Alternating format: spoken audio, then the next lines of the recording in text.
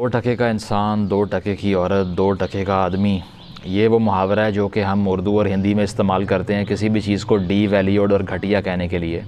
और मज़े की बात यह है कि ये जो टका था ना, ये आज 1.84 रुपीज़ के बराबर हो चुका है। आ रहा है कि जो बाइडन, जो कि अमेरिका का प्रेसिडेंट है, अमरीकी सदर है, अगर उसने सीखना है कि गुर्बत कैसे ख़त्म करनी है तो बांग्लादेश से सीखो। ऐसा क्या हो गया है इन 50 साल के अंदर ही, जो हमसे 70 साल में नहीं हुआ, कि अमेरिका के अखबार अमेरिकन प्रेसिडेंट को कह रहे हैं कि तरक्की करना बांग्लादेश से सीखो। बिस्मिल्लाहिर्रहमानिर्रहीम। अस्सलामु अलैकुम बंधुरा, अपनारा केमन आसिन, आशा करी सबाई ভালো আছেন। আমি জুনেদ আলী, আপনারা দেখতেছেন জুনেদ আলী অফিশিয়াল। আমি আপনাদের জন্য একটি ভিডিও প্লে করতে যাচ্ছি, সবাই দেখবেন, आशा करी सबाई देखবেন, ভালো लगবে।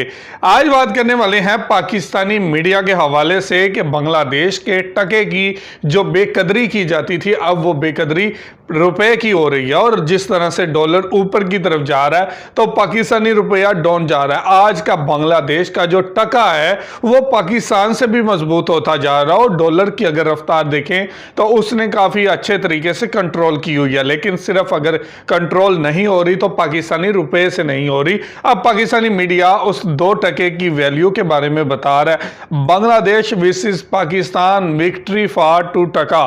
टके की क्या विक्ट्री हुई है और पाकिस्तानी मीडिया के ऊपर बांग्लादेश के बारे में, बांग्लादेश की इकोनॉमी के बारे में, बांग्लादेश के टके के बारे में क्या बातचीत हो रही है, आज इसी हवाले से वीडियो है। वीडियो की तरफ जाने से पहले आप दोस्तों से गुजारिश है, अगर आप चैनल पे नए हैं तो चैनल को सब्सक्राइब करें, साथ बने बेल आइकॉन को भी दबाएं ताकि आपको वीडियो का नोटिफिकेशन सबसे पहले मिलता रहे। चलें वीडियो स्टार्ट करते हैं जी, हैवी गो। तो 2 टके का इंसान, 2 टके की औरत, 2 टके का आदमी, ये वो मुहावरा है जो कि हम उर्दू और हिंदी में इस्तेमाल करते हैं किसी भी चीज़ को डी वैल्यूड और घटिया कहने के लिए। और मज़े की बात यह है कि ये जो टका था ना, ये आज 1.84 रुपीज़ के बराबर हो चुका है। यानी कि आपका रुपया जो है ना, वो इस 2 टके से आधा हो चुका है। और आज से तकरीबन 50 साल पहले ये नारा लगा था वेस्ट पाकिस्तान के अंदर कि उधर तुम और इधर हम, यानी कि अलहदा हो जाओ, हमें तुम्हारी ज़रूरत नहीं है। और हुआ ये है कि उधर वो, यानी कि वो आसमान तक पहुंच रहे हैं, और इधर हम, और हम ज़मीन पर ही बैठे हुए हैं। बात हो रही है बांग्लादेश की, क्योंकि जब वेस्ट की बात करें तरक्की के लिए तो सारे कहते हैं कि वो तो काफिर हैं, उन्होंने तो जहन्नुम में जाना है, उनकी तरक्की से हमारा क्या लेना देना। तो इसीलिए आपके बिछड़े हुए भाई की मिसाल इस्तेमाल कर लेते हैं कि ऐसा क्या उन्होंने किया है कि आज दुनिया उनकी तरक्की की मिसालें दे रही है। आज से 3-4 दिन पहले की बात है कि न्यूयॉर्क टाइम्स, जो कि दुनिया का बेस्ट आर्ग्यूएबली एक अखबार है, वो लीड स्टोरी लगा रहा है कि जो बाइडन, जो कि अमेरिका का प्रेसिडेंट है, अमरीकी सदर है, अगर उसने सीखना है कि गुर्बत कैसे ख़त्म करनी है तो बांग्लादेश से सीखो।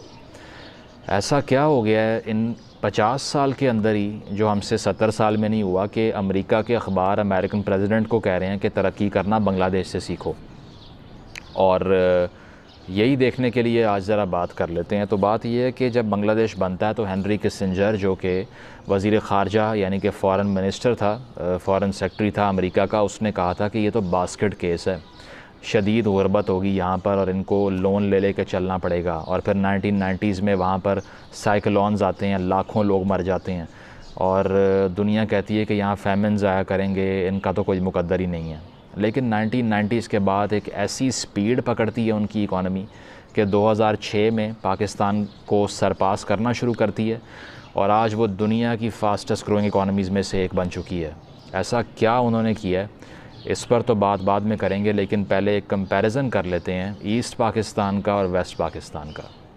तो ये कंपैरिजन आपके सामने है। बांग्लादेश की जो पर कैपिटा इनकम है वो $2064, $2064, और पाकिस्तान की 1130, यानी कि तकरीबन आधी है उससे।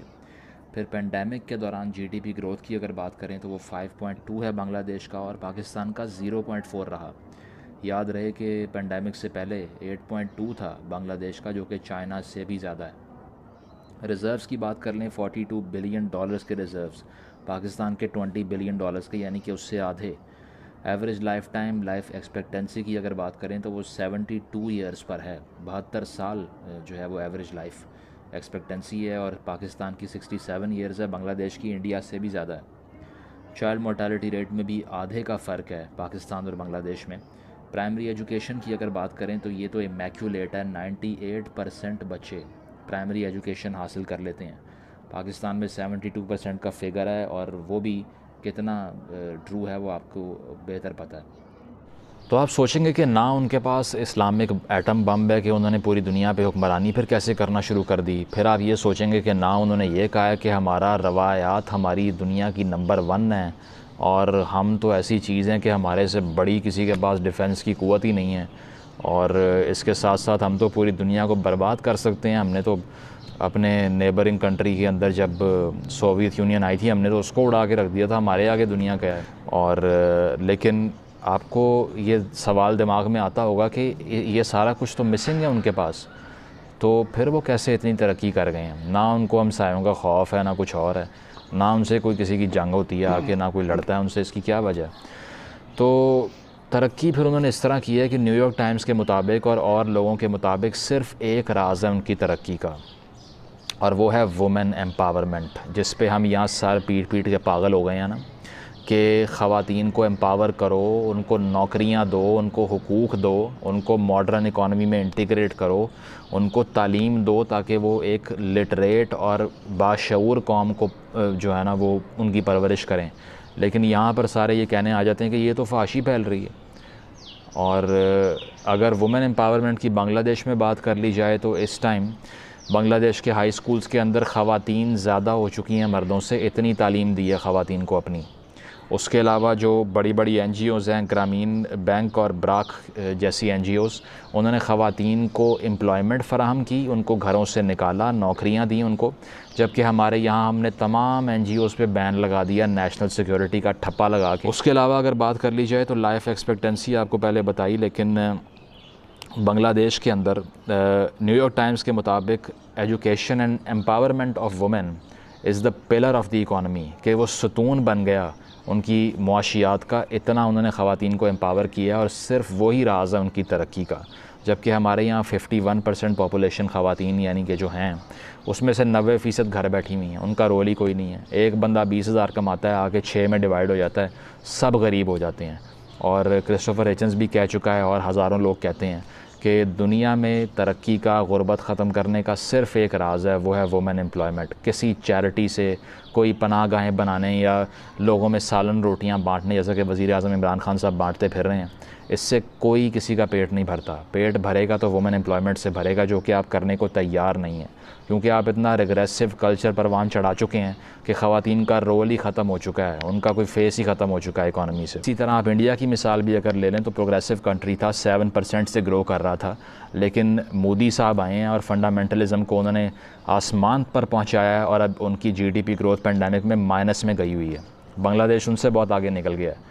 तो ये वो लेसन्स हैं जो हमने बांग्लादेश से सीखने हैं। बेशक बांग्लादेश में मसाइल बहुत से हैं कि वहाँ भी डिसेंट नहीं है, आज़ादी इज़हार राय पर पाबंदी है और वहाँ पर सियासी कैदी बनाए हुए हैं गवर्नमेंट ने, लेकिन कंट्री ग्रो कर रहा है, क्वालिटी ऑफ लाइफ बेहतर हो रही है, लाइफ एक्सपेक्टेंसी बेहतर हो रही है, जॉब मार्केट बड़ी हो रही है, इंडस्ट्री लग रही है। तो अगर आपने आगे बढ़ना है तो जो ख़वातीन की कॉज़ है ना, इसको रोकना बंद कर दें, क्योंकि ये 20-30 साल बाद आप जितना मर्ज़ी ज़ोर लगा लें ये होकर ही रहना है।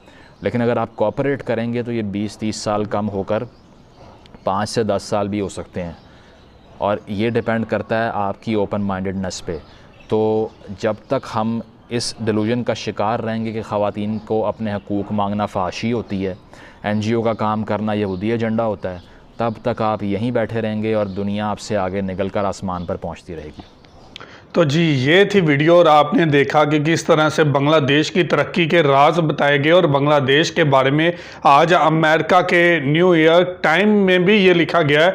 अपने सदर जो बाइडेन को मुखातब करते हुए उन्होंने कहा है कि अगर तरक्की करनी है तो बांग्लादेश से सीखें, और ये होती है तरक्की जी। साउथ एशिया में चाइना से भी ज़्यादा ग्रोथ के साथ ऊपर बढ़ती हुई मईशत वो भी बांग्लादेश की, और ये साबित कर रही है कि किस तरह से बांग्लादेश के मुकद्दर जो हैं वो जाग रहे हैं और किस तरह से इनकलाब बर्पा कर रहे हैं। अगर इनकी GDP की बढ़ती हुई रैंकिंग देखें तो वो 8.3% 2% के करीब चल रही थी कोविड आने से पहले, और कोविड के दरमियान में 5.2% से बढ़ी है। तो आप इससे अंदाज़ा लगा सकते हैं कि वहाँ जहाँ भारत में -10 तक गई है, डाउन गई है, तो वहाँ पे बांग्लादेश की पॉजिटिव 5% 2 पे ऊपर की तरफ गई है। तो ये होती है तब्दीली जी जो अपने मुल्क के लिए की गई और अपनी लोगों को अपने जो औरतों को एम्प्लॉयमेंट दी गई, ये बहुत ही बेस्ट काम किया और यही वो तरक्की का राज है जो बांग्लादेश ने आजमाया और अपने लोगों को एजुकेट किया।